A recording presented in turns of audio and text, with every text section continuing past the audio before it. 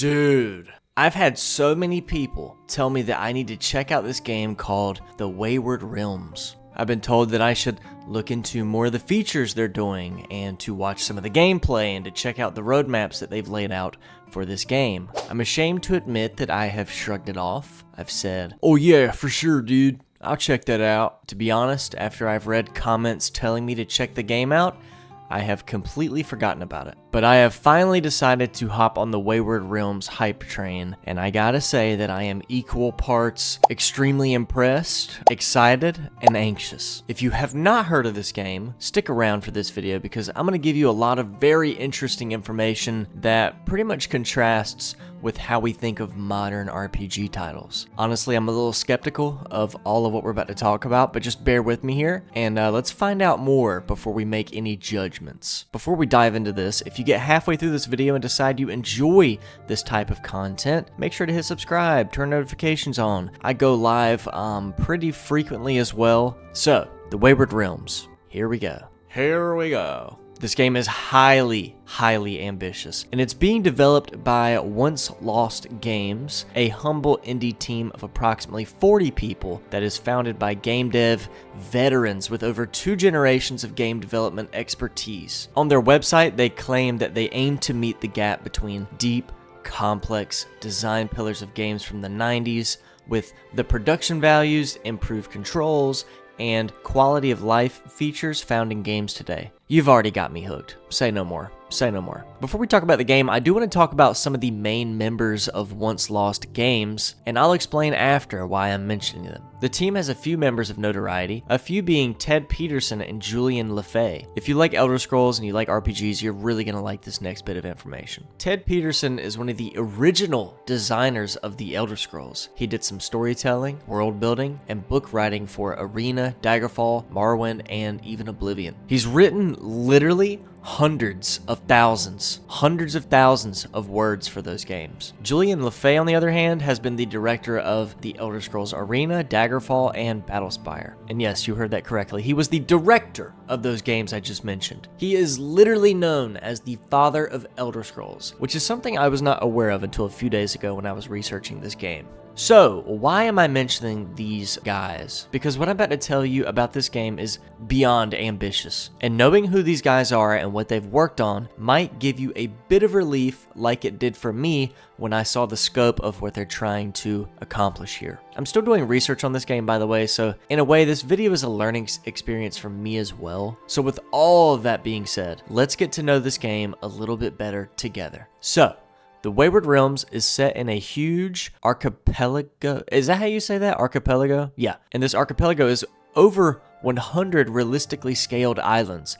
The game offers a vast, procedurally generated world with different diverse cultures, factions, and histories. Really quick. Going off of the procedural generation aspect, they're approaching it with this sort of new technology from what I've seen and heard. To be honest with you, this kind of concerns me. I'll talk about that a little bit more in the video, like later on. I want to talk about the game features first. So, it's a living, breathing world. We've heard this time and time again. The age-old statement of, it's a living, breathing, dynamic world. The only thing, and I mean the only thing, that gives me comfort regarding that statement of it's a living, breathing, dynamic world is the fact that very hardcore game dev veterans are working on this game. Veterans who worked on revolutionary RPGs back in the day like Arena and Morrowind. I know that we're in modern times, but you have to realize that some of these dudes, if not all, are borderline geniuses. At the time Arena, Daggerfall, and Morrowind came out, it was a big deal surrounding what those games were able to accomplish with the technology provided. So about this game world, the devs claim that the archipelago isn't just vast, it's dynamic. Okay, so what does that mean? Cities evolve, factions fight for power, and the environment responds to player actions. This game has procedurally generated forests and massive mountains that expand for miles. The game also contains swamps and huge real-life sized oceans. And from other information I've gathered about the environment planets themselves. They're somewhat influenced by factors like climate, history, and socio-economic conditions. Gonna be honest, not sure how that's gonna work. Like, if one faction is just a bunch of litter bugs, is the area surrounding that faction gonna be gross? Are we gonna see Bojangles trash and Mountain Dew cans everywhere? There's a very limited number of actual in-game gameplay demos or videos at the moment, so maybe we'll actually see some of that in action. If you're anything like me, I value real and unscripted gameplay over promises or word of mouth. The Virtual Game Master. Okay, here's the feature that I find the most interesting about this whole shebang. At the heart of the Wayward Realms is the Virtual Game Master. I might call it VGM every now and then, but that's what I mean. It's an AI-driven system that tailors the game experience to each player. By analyzing player choices, backgrounds, and playstyles, the VGM pretty much generates quests, story events, and world changes, ensuring that two people pretty much don't play the same playthrough. Now you're probably thinking, well, horse armor, how the figgity fuck does that work? And if I'm being honest, I don't know. But I Googled it, and I'll tell you what the Google told me. I actually found this bit of information on the Steam page, and here's what it says about the Virtual Game Master, or VGM. A VGM keeps things interesting for you, making other characters and their factions react and plot their next move based on your actions, resulting in no two players having the exact same game experience. World events have very different effects in the life of a socializing aristocrat, a thief entrenched in underworld conspiracies, a scholar collecting ancient artifacts, or whatever role you craft for yourself. My friends, that's a lot of promises. A lot of promises. And while I do trust these developers a little bit more knowing their backgrounds, this feels an awful like to me, like No Man's Sky. When Sean Murray was going around to anybody with a microphone and camera and making promises that he 100% could not keep. No. No, it's not. The No Man's Sky story is like a 2-hour video just on its own, but I'm just making a quick point as to how this makes me feel. But how does any of that even work? So far, I haven't been able to find much information on it, or like evidence. Even if I did have more information on it, I feel like it would take me way longer than this video to explain it. So I'm just gonna save that for another deep dive. Moving on.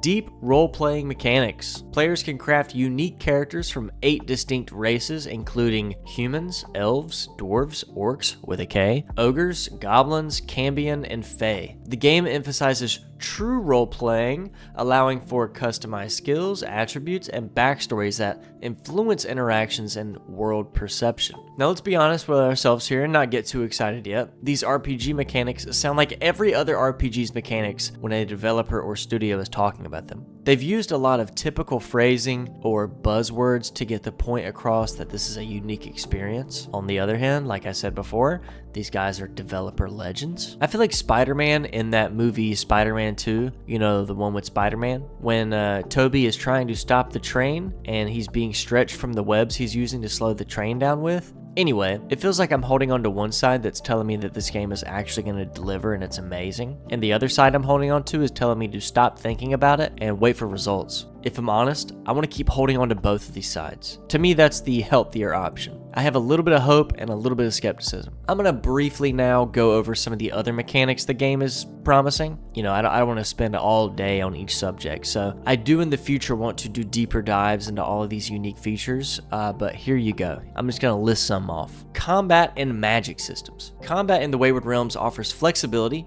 with options ranging from click to attack to directional combat. The magic system is equally robust, featuring over 50 unique spell effects and a spell crafting system that lets players tailor magical abilities to their playstyle. Gonna be honest, that sounds awesome. I absolutely love the ability to make your own spells, like how you can do it in Oblivion. Exploration and maritime travel. That means boats for all my people who don't know. Given the game's island-based setting, maritime travel isn't even an optional means of transportation, like it seems like a necessity. Players can captain ships, navigate open waters, and engage in naval battles, adding another layer of depth to exploration. Apparently there's also horsies. Hopefully there's horsey armor. Dynamic faction interactions. With over 40 joinable factions, that's a shit ton, the game's political landscape is intricate. Factions react to player decisions and allegiances can shift, leading to a world that evolves based on player involvement or lack thereof. 40 factions is a lot.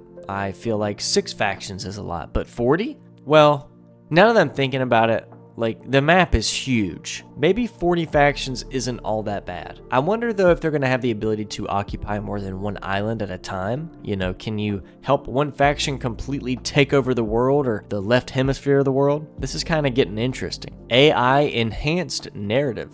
The game's narrative is further entrenched by Hermes 2 Pro, an advanced AI system that assists in generating contextually aware dialogue and adaptive quest lines. This ensures that NPCs respond authentically to player actions, enhancing immersion.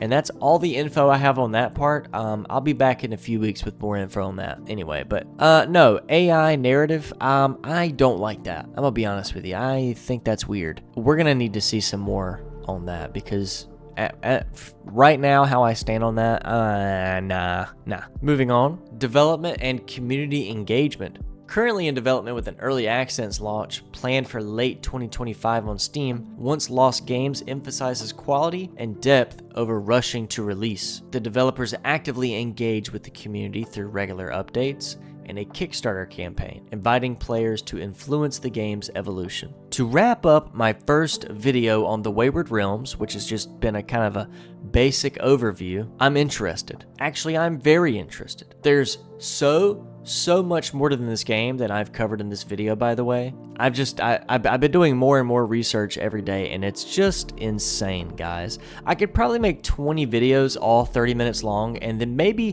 then I would have told you most of everything this game has to offer. I will say though that if they deliver 25% of what they've promised is going to be in this game, this is going to be a revolutionary RPG. And the fact that some of the founding fathers of the best RPGs on this planet are making it honestly makes me feel better about it than I thought. I'm hoping that we are actually able to play this game by the end of the year, but I wouldn't even be mad if they had to push it back to a later date because this is just a lot. So let me know what you think. Again, I'm going to be making more videos on this topic. Don't get me wrong, I really enjoyed discussing the Elder Scrolls, but I think it's time old Horse Armor branched out a bit and sank his chompers into something else. I'm really glad that I'm on the Wayward Realms hype train, and it seems and I hope that it's about to leave the station. So if you enjoyed this video, let me know, subscribe. I got a buy me a coffee link in the description. Become a member. I don't have any perks to offer you, but we're working on it. I'll see you soon. See ya.